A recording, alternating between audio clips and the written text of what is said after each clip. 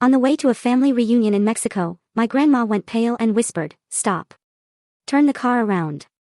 Now." I froze. "What's wrong?" Her hands shaking, she handed me a plastic bag. When I looked inside, my blood ran cold. From that moment, I never looked at my parents the same way again. The night I truly understood what betrayal felt like, it wasn't a stranger who twisted the knife. It was my own parents, and their target wasn't just me, but the one person who ever truly loved me. That realization ripped through my life, leaving me raw and reeling, but it also showed me the true meaning of family. My name is Marco Navarro, I'm 34 now. I own a small garage on the dusty outskirts of Flagstaff, Arizona. The San Francisco peaks loom in the distance, and the wind always carries the scent of pine. My life today is simple, the familiar clatter of tools, the smell of engine oil, and quiet evenings. But the story I'm about to tell you isn't about this Marco. It's about the 27-year-old me, the man who stood on the precipice of losing everything because of the very people who were supposed to protect him. I grew up in a Mexican-American family, where tradition and duty were preached, but not always practiced. My father, Mateo, was a businessman, running the civil construction company my grandfather, Julio, built. Grandpa passed away years ago, leaving his entire estate to my grandmother, Beatrice. Mom, Adriana, played the gentle homemaker, but she was sharp, the one managing every penny. They lived in Scottsdale, a world of lavish homes and golf courses, a world I never truly belonged in. From a young age, I was the odd one out. My parents wanted me in business, wanted me to inherit the company. But I just wanted to fix things. Bikes, broken engines, anything.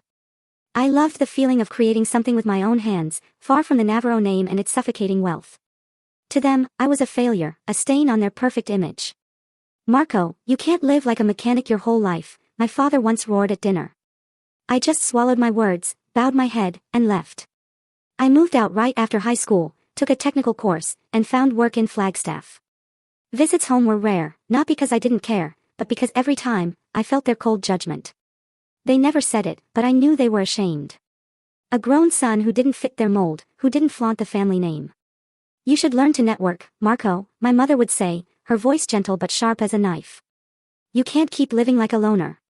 I'd offer a faint smile, nod, and make my excuses to leave. My grandmother, Beatrice, was the only one who truly saw me. She lived with my parents, part of our tradition of caring for elders. Petite, with snow-white hair, her eyes always radiated kindness, but also an incredible resilience. She'd tell me stories of my grandfather, of building a life from nothing. But even then, I sensed a distance between her and my parents, a coldness beneath the surface. They kept her there, but it felt less like love and more like duty, or maybe something I couldn't quite grasp.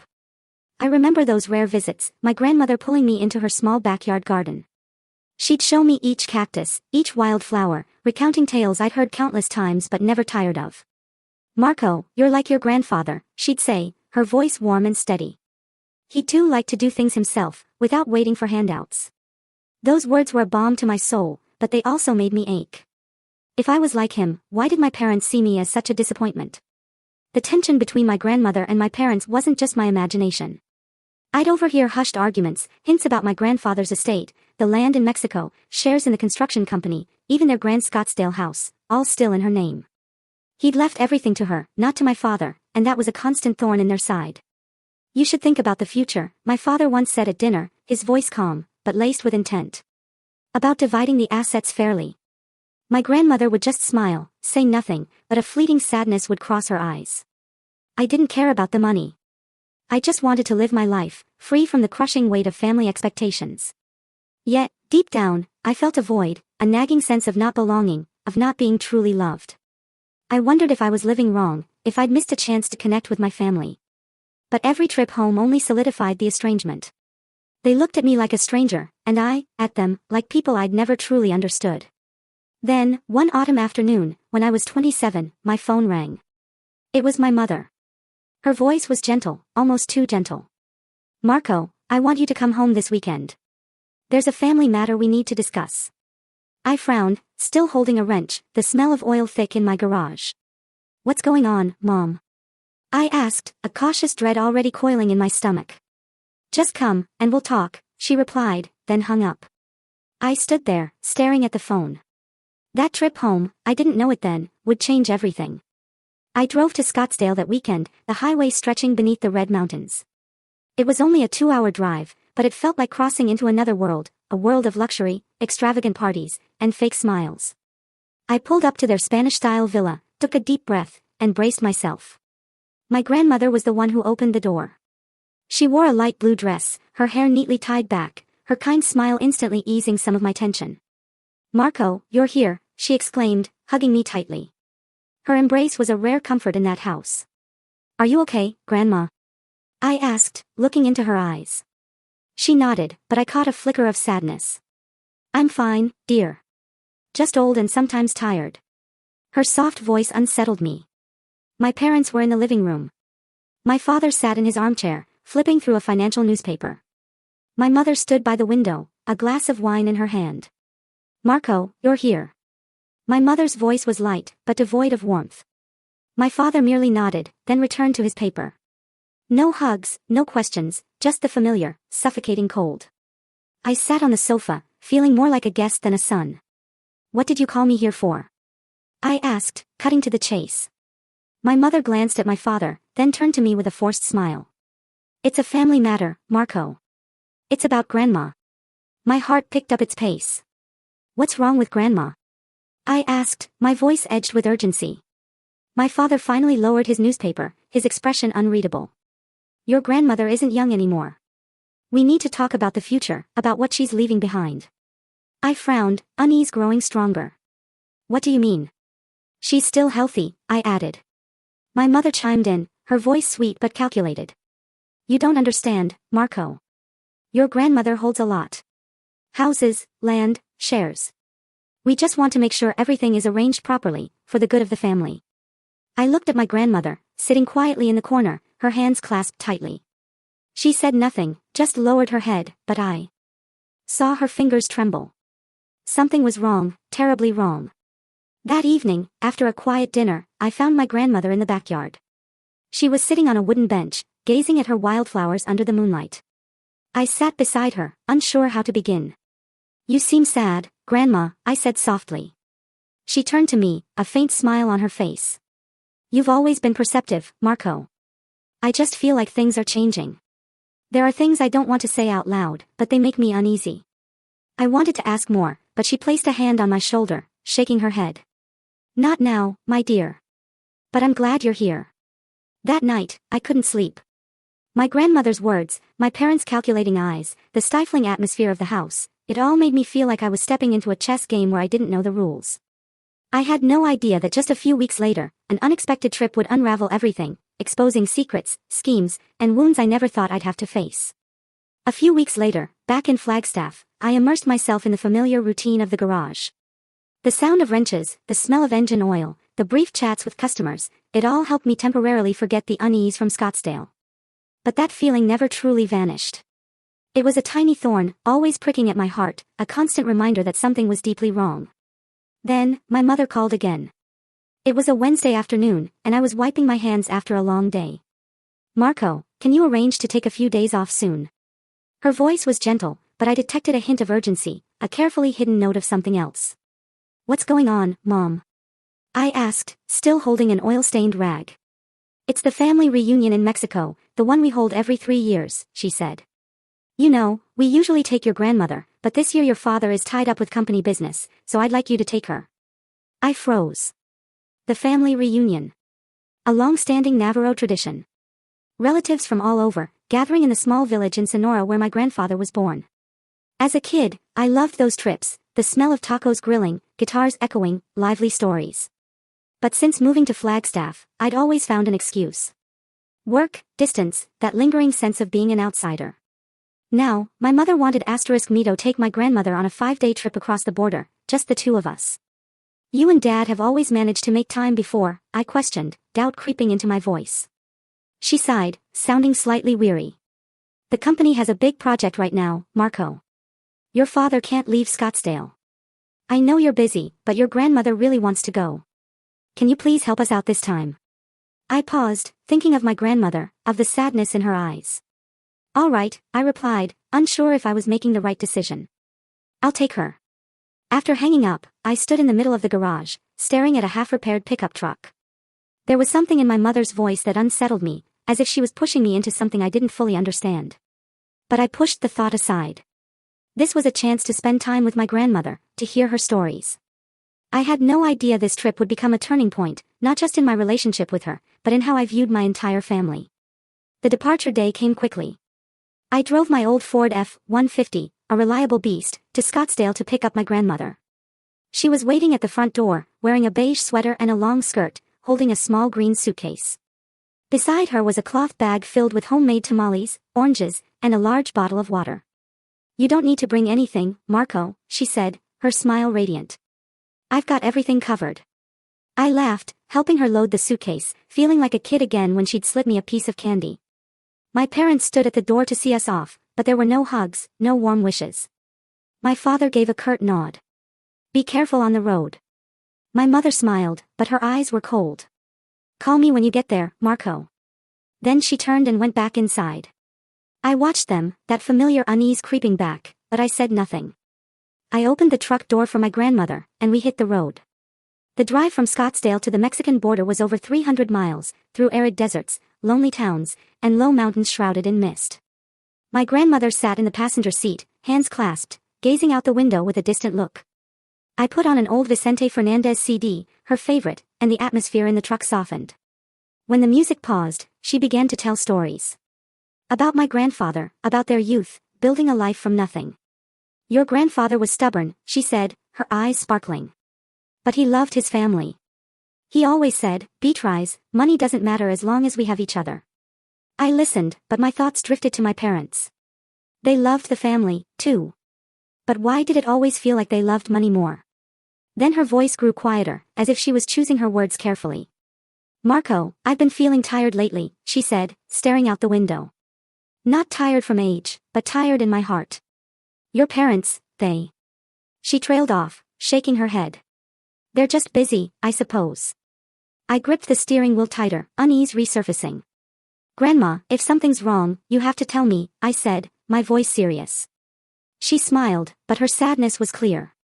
"I know, dear, but for now, let me enjoy this trip with you." We stopped at a small gas station near the border. I bought water and chips while my grandmother sat on a bench, watching trucks pass. When I returned, she was holding an old, creased photo of my grandfather next to a vintage truck, beaming. "This was your grandfather when he first started the company," she said, handing me the photo. "You're like him, Marco. You don't like depending on anyone." I took the photo, a lump in my throat. "I'm not as good as him," I said, forcing a smile. She took my hand, squeezing it gently. "You're better than you think." The next leg of the journey was smoother. But as we approached the mountainous region near the border, the sky darkened. The roads were narrow, winding, flanked by rocky cliffs and sparse pines. I drove slowly, cautiously. My grandmother spoke less, lost in her thoughts. I wanted to ask about my parents, but I didn't want to upset her. I just hoped this trip would lift her spirits.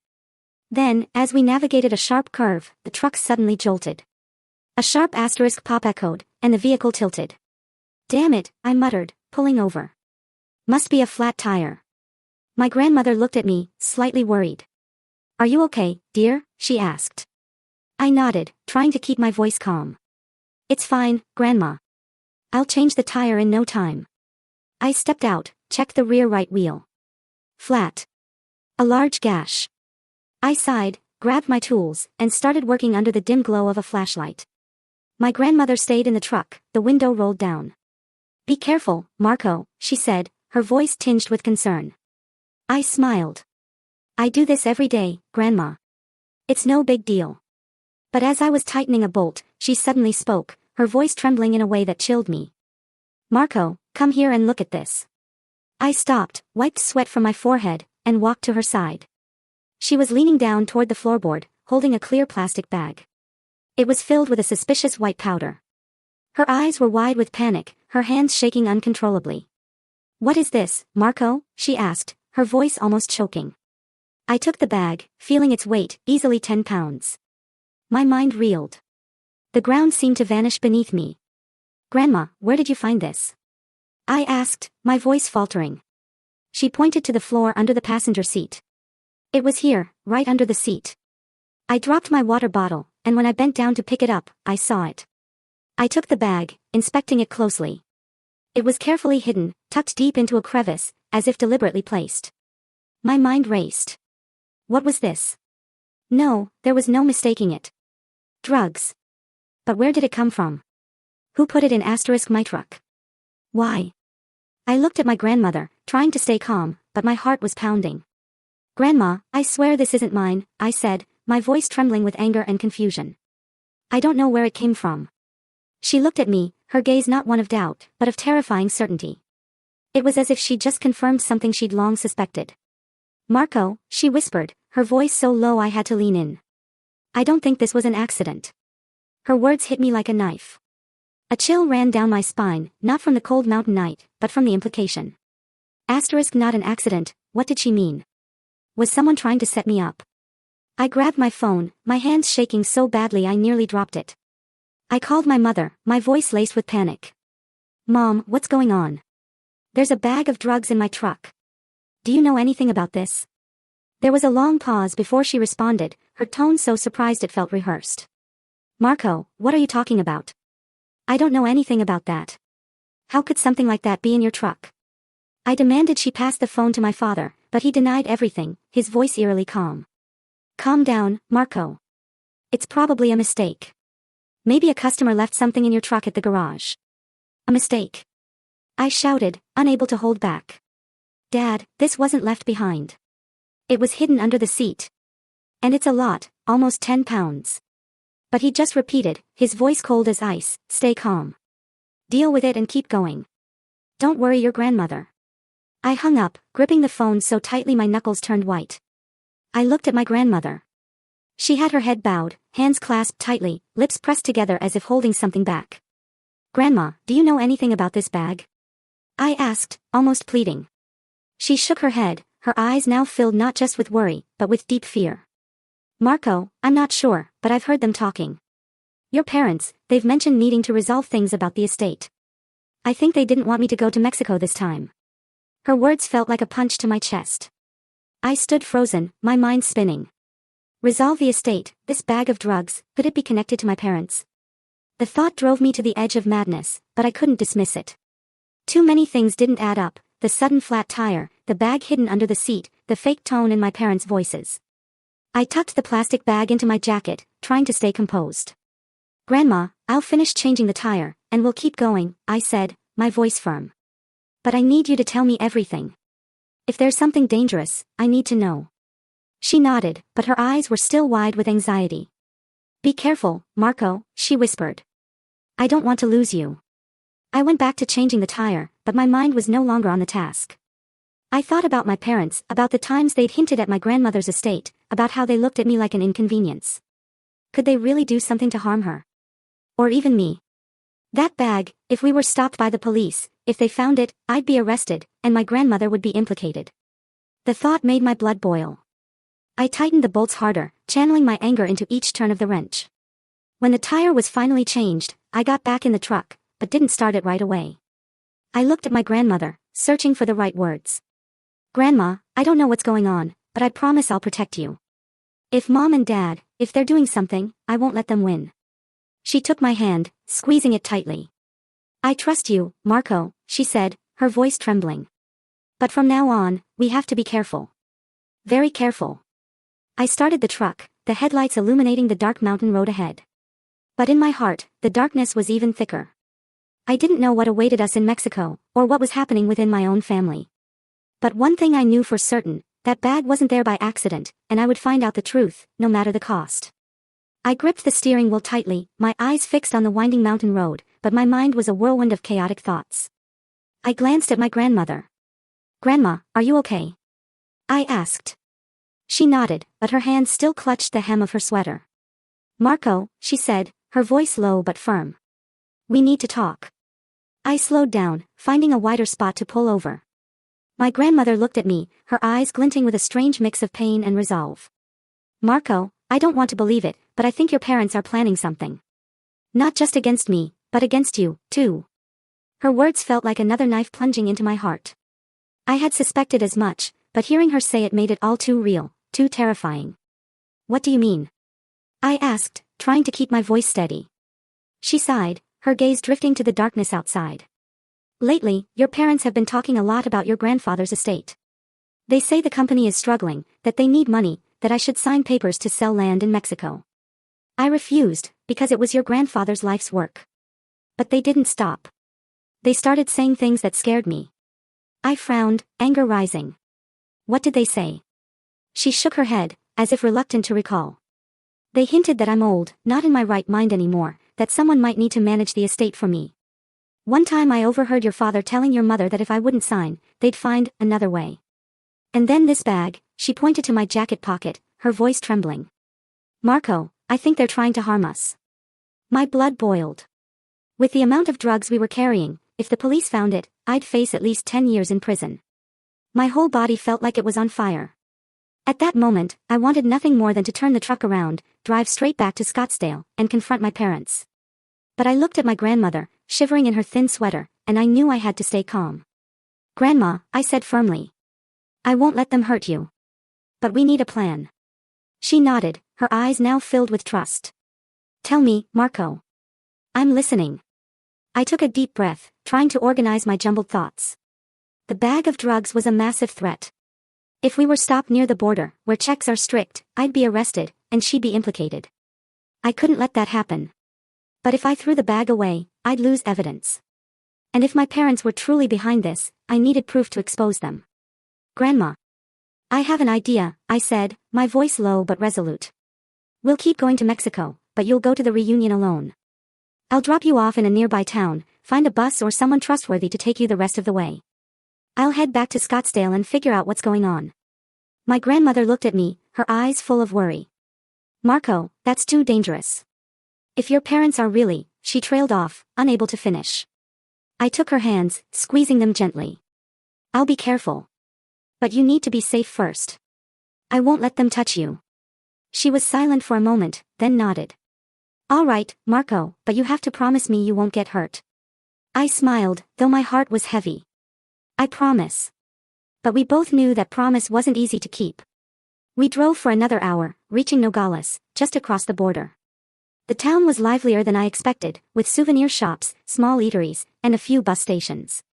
I found a clean bus terminal with direct routes to Sonora. I helped my grandmother buy a ticket, escorted her onto the bus, and entrusted her to an older driver who seemed reliable. I'll come pick you up after the reunion, I said, hugging her tightly. She held my hand, her eyes filled with both worry and determination. Marco, I'll be waiting for you. But be careful.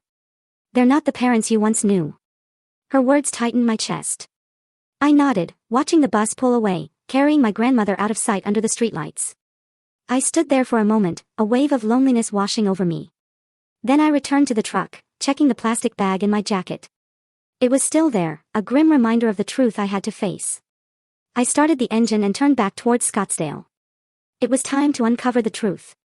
The road back to Scottsdale was long and monotonous, but it gave me time to think.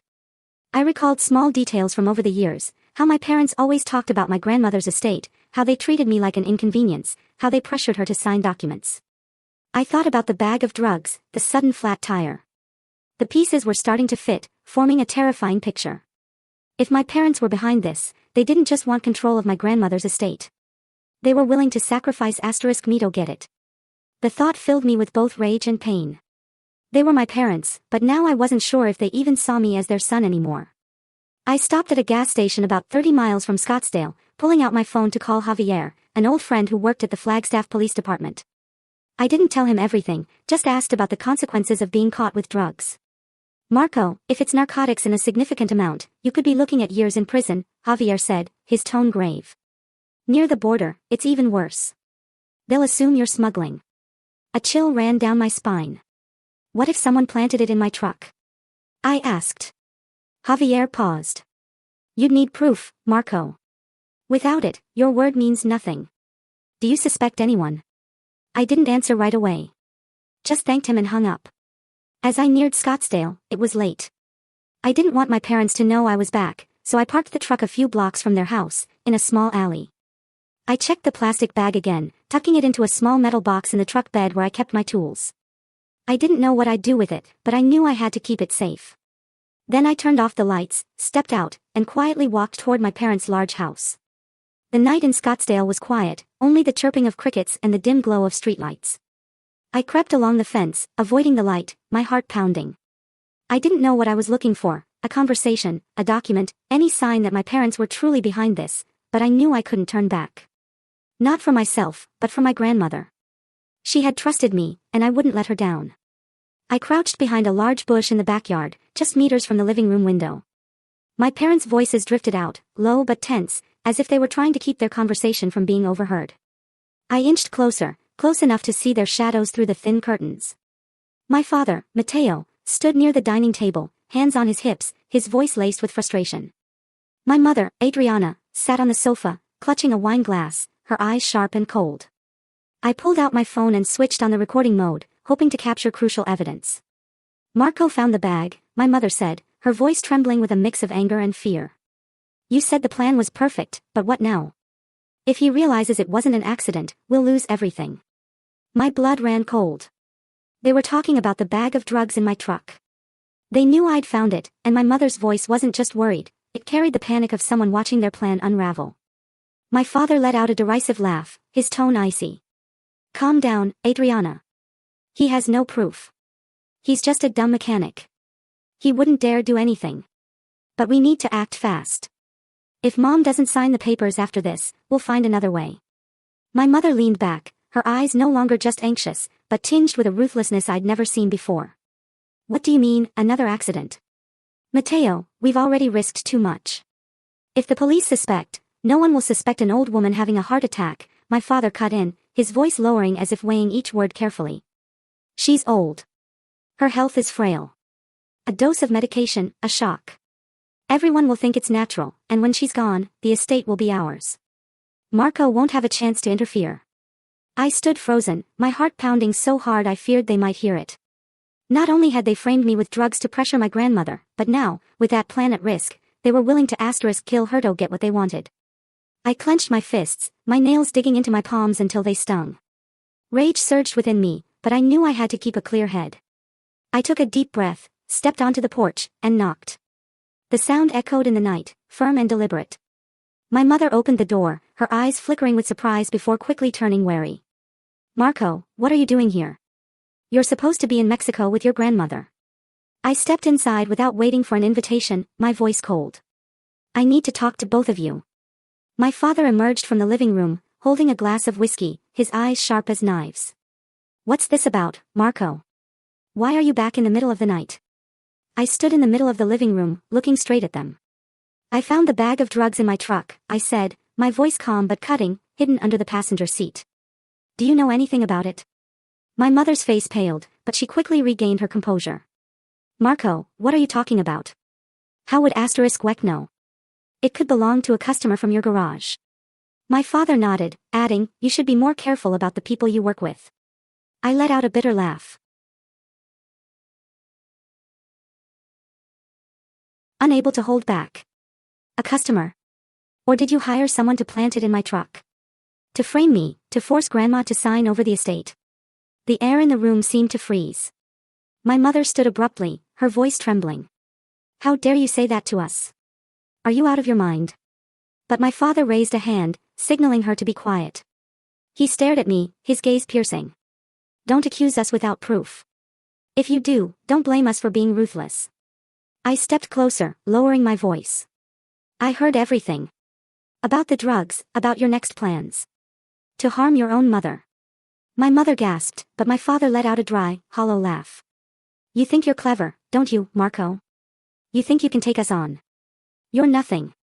A failed mechanic living off the family's money. His words hit like a physical punch. But I didn't back down. If I'm nothing, why did you need to frame me? Why plan to hurt Grandma? My mother interrupted, her voice nearly a scream. Because we had no choice, Marco. The company is going bankrupt. Your grandmother is holding on to the entire estate and won't give us a cent. We *Cato do something. My father snapped at her to be quiet, but it was too late. She'd said too much. I pulled my phone, still in recording mode, from my pocket and held it up. Thank you, Mom. I needed exactly those words. My mother froze, stunned, while my father lunged at me, trying to grab the phone. I dodged, but he shoved me against the wall, his hand gripping my collar. You dare, Marco, he roared. You think you can destroy this family? I pushed him off, my voice shaking with fury. Family? You destroyed it long ago. I'm not your son anymore. That night, I drove away from Scottsdale without looking back. The road was pitch black, lit only by my headlights illuminating the empty stretches of highway. I texted Javier, sending him the recording through an encrypted app he'd recommended. Javier, I have proof. Keep it safe for me. I'm going to Mexico to find my grandmother. He replied almost immediately. Marco, are you okay? I'll keep the recording safe, but don't do anything reckless. Call me if you need me. I didn't respond. I wasn't sure if I was okay. Anger and pain still burned in my chest, but I knew I couldn't stop now. My grandmother was waiting for me in Sonora, and I needed her to know I was on her side, even if the whole world turned its back on us. I drove through the night, across Arizona's deserts, over the Mexican border, to the small town where the family reunion was taking place. My mind churned with what had just happened. My parents' words about the drugs, their plan to harm my grandmother, and how they saw me as a pawn echoed relentlessly. I used to think that despite their coldness, despite their inability to understand me, they were still family. But now I realized family isn't about blood. It's about those willing to protect each other. And the only person in this family who did that for me was my grandmother. Dawn was breaking when I reached the small village in Sonora. Red dirt roads led into the heart of the village, where low-tiled houses were scattered among cornfields and cacti. The Navarro family reunion was held at a large ranch owned by a distant uncle. I parked under the shade of a pine tree, spotting long tables set up in the yard, covered with white cloths and laden with food, tacos, tamales, pitchers of fresh fruit juice. Mariachi music drifted from a distance, mingling with the lively chatter and laughter of relatives. But I felt no joy. I just wanted to find my grandmother. I walked into the yard, my eyes scanning the crowd. Aunts, uncles, and cousins I'd only met a handful of times were talking, eating, and dancing. A few recognized me, waving hello, but I only nodded curtly. Then I saw my grandmother. She was sitting on a wooden chair in a corner of the yard, next to a patch of wildflowers. She wore a long green dress, her silver hair neatly tied back, her gaze distant as she looked toward the horizon. I approached, my heart tightening at how small and fragile she seemed. Grandma, I called softly, sitting beside her. She turned, her eyes lighting up when she saw me. Marco, you're here. She grabbed my hand, squeezing it tightly as if afraid I'd vanish. I was so worried. Where did you go without saying anything? I smiled, trying to hide the surge of emotions welling up inside me. I'm sorry, Grandma. I had to take care of something. But I'm here now. She looked at me, her eyes searching, as if trying to read what I was hiding. What happened, Marco? You don't look okay. I took a deep breath, unsure where to begin. I didn't want to hurt her, but she deserved the truth. Grandma, I went back to Mom and Dad's house in Scottsdale, I said, my voice low. I overheard them talking about the drugs, about how they wanted to force you to sign papers, and they're planning to hurt you next. My grandmother froze, her hand trembling in mine, but her eyes showed no surprise, only a deep sadness. I suspected as much, she whispered.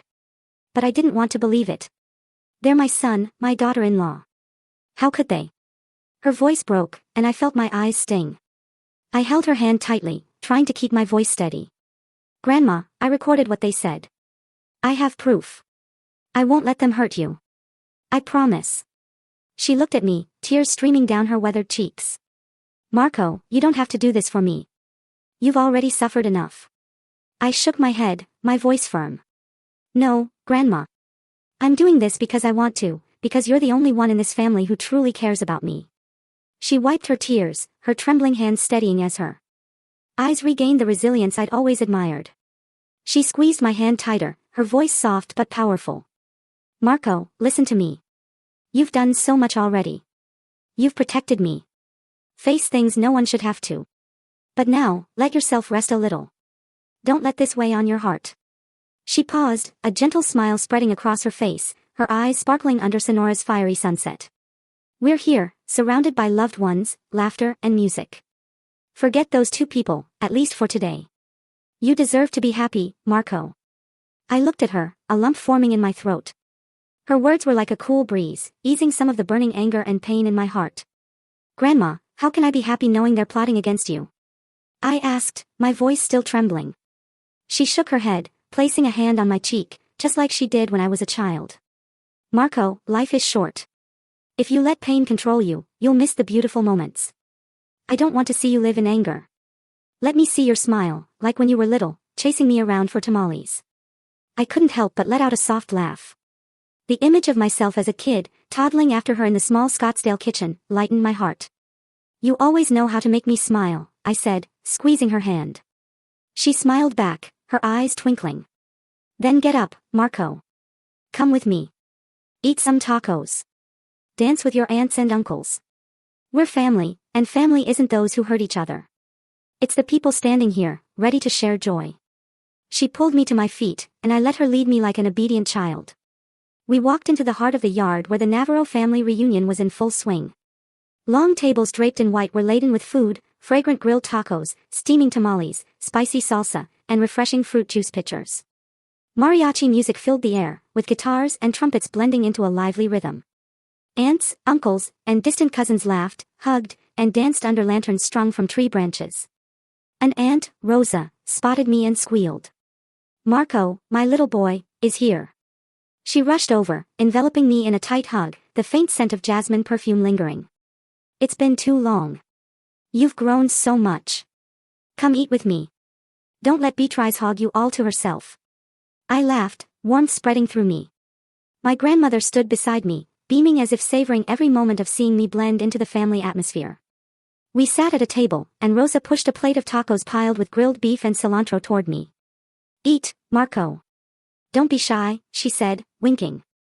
I took a taco, biting into it, and the fiery salsa nearly made me choke, prompting laughter from everyone at the table. My grandmother patted my shoulder, laughing loudly. You still can't handle spice, can you? She teased, and I shook my head, pretending to scowl. You act like I'm not Mexican. The reunion's energy swept me up like a warm river. I talked with Uncle Juan, who shared stories of my grandfather's days on construction sites, how he always brought candy home for the kids after long trips. I danced with Rosa, though I was so clumsy I nearly stepped on her toes. Marco, you dance like a lamppost, she laughed, but still held my hand and pulled me into the center of the yard. My grandmother stood there, clapping to the music, her eyes shining as if no sadness had ever touched her. When the music slowed, I pulled my grandmother onto the dance floor. She laughed, trying to protest. I'm too old, Marco. I can't dance. But I didn't let go. Too old. You dance better than me.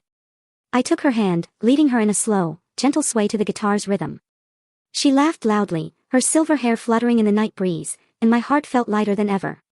In that moment, there were no parents, no drugs, no schemes. Just me and my grandmother, two souls finding each other amid laughter and music. The reunion stretched late into the night, the moon hanging high over Sonora's sky. I sat beside my grandmother on a wooden bench, sharing a plate of cinnamon-dusted churros.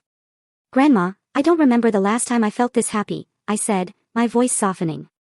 She smiled, placing a hand on my shoulder. Marco, you're my joy. No matter what happens, I know you'll always do what's right. And today, you've made me so happy. I looked at her, a lump in my throat. Grandma, I want to take you to Flagstaff. I have a small house, not fancy, but warm enough. I don't want you living near Mom and Dad anymore. She looked at me, her eyes full of love. Marco, I'll go with you. Not because I'm afraid, but because I want to be with you. You're my home. I hugged her, feeling a weight lift from my shoulders. I knew the road ahead wouldn't be easy, but with my grandmother by my side, I was no longer afraid. The reunion in Sonora ended a few days later.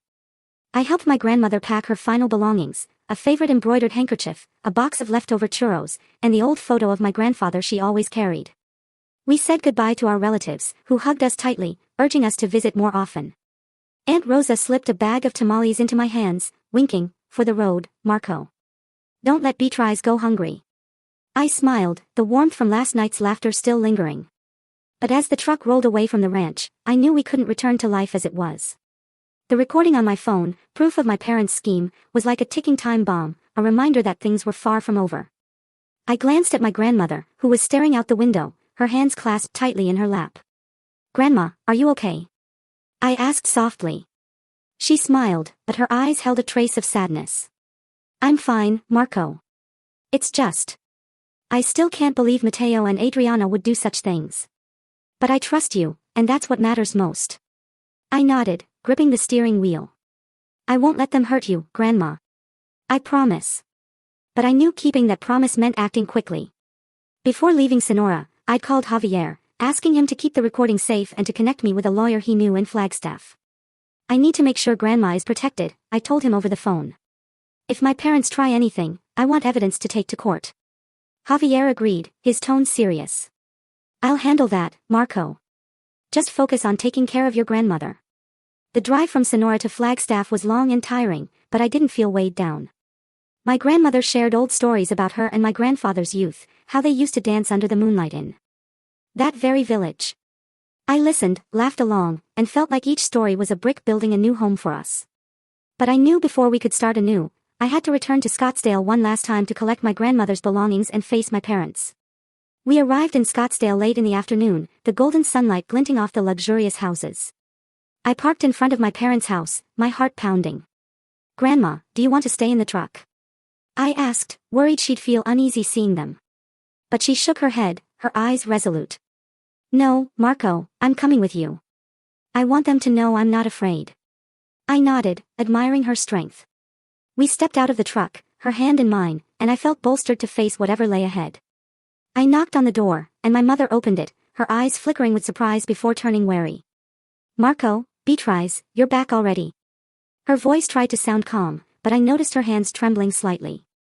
I stepped inside, pulling my grandmother along, my voice firm.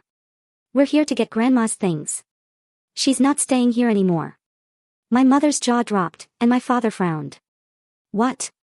Mom, you can't leave. This is your home. My grandmother stepped forward, her gaze sharp as ever. Mateo, Adriana, I stayed here because I thought you needed me. But I was wrong. You didn't need me. You needed my money. Marco is the only one who truly cares about me, and I'm going with him. The room fell silent, the air thick with tension.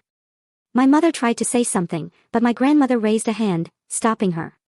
Don't say another word, Adriana. I know everything. About the drugs, about your plans. I'm disappointed, but not surprised. You've chosen your path. My father stepped forward, his voice a low growl. Mom, you can't do this. That estate belongs to the family, not just you. But my grandmother only glared at him, her eyes cutting like a knife. The one who truly loves me is standing right here, and it's not you. My heart ached with both pain and pride. I took my grandmother's hand, leading her upstairs to gather her things. My parents stood there, silent, glaring at us with resentment, but saying nothing more. We quickly packed her clothes, personal items, and the photo of my grandfather. As we left the house, I turned back to look at them one last time. Don't try to contact us, I said coldly. If you do anything to Grandma, I'll take that recording to court. My mother paled, and my father clenched his fists, but they didn't dare act. We left Scottsdale as the sun set, the horizon glowing a fiery red. I drove toward Flagstaff, my grandmother beside me, holding the photo of my grandfather, her expression serene. Marco, she said softly. Thank you. I've never felt this free. I smiled, feeling like an old chapter had just closed. When we reached Flagstaff, I led her into my small house, a simple wooden home with a sunny front yard and a corner I'd prepared for her to plant flowers. Welcome home, Grandma, I said, opening the door. She smiled, stepping inside. And I knew that from now on, we would build a new life together. The first few months in Flagstaff were the most peaceful I'd ever experienced. My grandmother quickly turned my small house into a true home. She planted a little garden in the front yard, cacti, wildflowers, and the roses she loved. Every morning, I'd see her watering the plants, humming old Mexican songs, and my heart felt lighter than ever. The garage kept me busy, but I always made time to have dinner with her, listen to her stories, and laugh together like old friends. But I didn't forget what had happened. The recording remained safe with Javier, and I knew my parents weren't the type to give up easily. I contacted a lawyer in Flagstaff, Mr. Garcia, who helped me prepare legal measures to protect my grandmother. Marco, that recording is enough to press charges if your parents try anything, Mr. Garcia said, his tone serious. But it's best to keep your grandmother safe and avoid conflict. I agreed, but I stayed vigilant. 4 years passed in the blink of an eye. My grandmother remained strong, but I noticed she was growing weaker. Her morning gardening sessions became shorter, and she rested longer on the wooden bench. One evening, as we ate tamales she'd made, she took my hand, her eyes gentle. Marco, I know my time is running out, but I'm happy because I have you. I forced a smile, my heart heavy. Grandma, don't say that. You'll be with me for a long time. But she just smiled, shaking her head. I've lived enough, Marco, and I've prepared everything. I didn't understand what she meant until she passed away one winter night, peacefully in her sleep, in my arms. I held her, tears streaming down my face, feeling like I'd lost a piece of my heart. But I also knew she'd left with a smile, no longer afraid or alone. A week later, Mr. Garcia called me to his office. Marco, Beatrice left a will, he said, handing me a stack of documents. I opened them, my heart pounding. My grandmother had left everything to me, the house in Scottsdale, the land and shares in Mexico, and a substantial savings account. The will was drawn up 3 years ago, notarized and signed by 2 witnesses, old friends of hers in Flagstaff. She wanted to make sure you were taken care of, Mr. Garcia said, his voice low, and she knew you wouldn't let the estate fall into the wrong hands. I sat there, stunned, not because of the wealth, but because of my grandmother's love for me. I didn't want money or land. I just wanted her back, sitting beside me, telling her old stories. But I knew this was her way of protecting me, even after she was gone. Not long after, my parents showed up. They came to Flagstaff, standing at my doorstep, demanding to sue for the estate. That's the family's, Marco, my mother shouted, her voice full of rage. You have no right to keep it all. But I just looked at them, my voice cold. Grandma made her choice, and you know why. If you want to sue, go ahead. I have the recording, and I'll take it to court. They paled, said nothing more, and turned away. I knew they wouldn't dare sue. My grandmother's will was ironclad, and they had no chance of winning.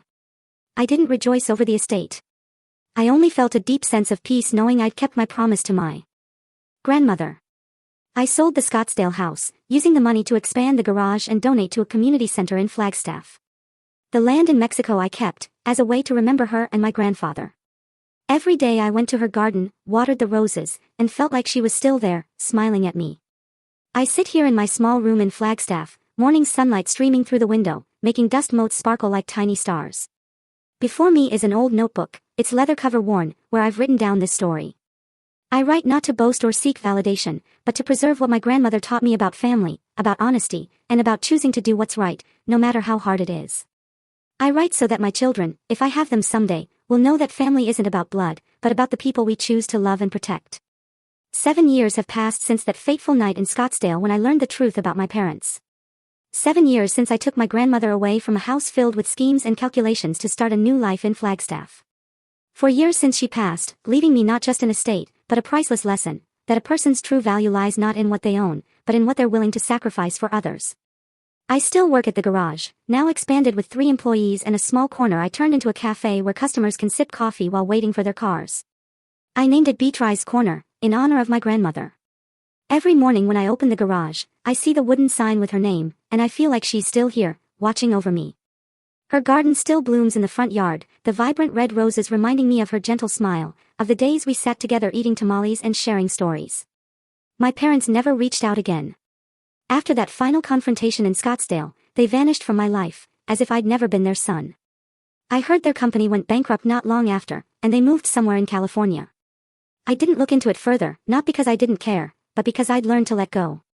They chose their path, and I chose mine. I don't hate them. Hate would only weigh me down, as my grandmother once said. I only regret that they let greed blind them, costing them the most precious thing, family. Javier, my friend at the police department, still keeps the recording locked in his safe. Marco, what do you want me to do with it? He's asked me a few times. I just shake my head. Keep it, Javier. If they come back, we'll need it. But I hope that day never comes. I don't want to live in the past. I don't want old schemes to define my life. I want to live the way my grandmother did, with kindness, resilience, and faith that everything will be okay, as long as we have each other. One summer afternoon, I sit on the wooden bench in the garden, holding the old photo of my grandfather she left behind. I look at him, a man with a radiant smile, standing beside an old truck, and I wonder if he'd be proud of me. I'm not a businessman like my father, not wealthy or prestigious. But I kept my promise to my grandmother. I protected her, gave her final years filled with peace and laughter, and I think maybe that's what he'd value most. I write these words, not to seek forgiveness or sympathy. I write to remind myself that no matter how hard life gets, we always have a choice. I chose to stand by my grandmother, not for wealth, not for glory, but because she was the only one who saw me not as a failed mechanic, but as a man with an honest heart. Marco, she once said, you don't need to prove anything to anyone. Just be yourself, and that's enough. The message I want to leave behind for my children, or anyone who reads these words, is this: family isn't something we're given, it's something we build. It's not in blood, but in the moments we choose to stand up for others, even if it means facing those closest to us. Greed may bring money, but it takes away what's most precious: trust, love, and the people we call family. I learned that from my grandmother, and I'll live by that lesson until the end of my days. I close the notebook, place it on the table, and step out into the garden. The roses are in full bloom, their sweet fragrance filling the air. I pick up the watering can, as my grandmother used to, and water each plant, each drop like a whisper to her. Grandma, I'm still here, and I'll never forget you. I smile, feeling her somewhere out there, still smiling back as she did in the days we were together. I don't know what the future holds, but I know one thing: I made the right choice. I chose my grandmother, and that was the most beautiful decision of my life.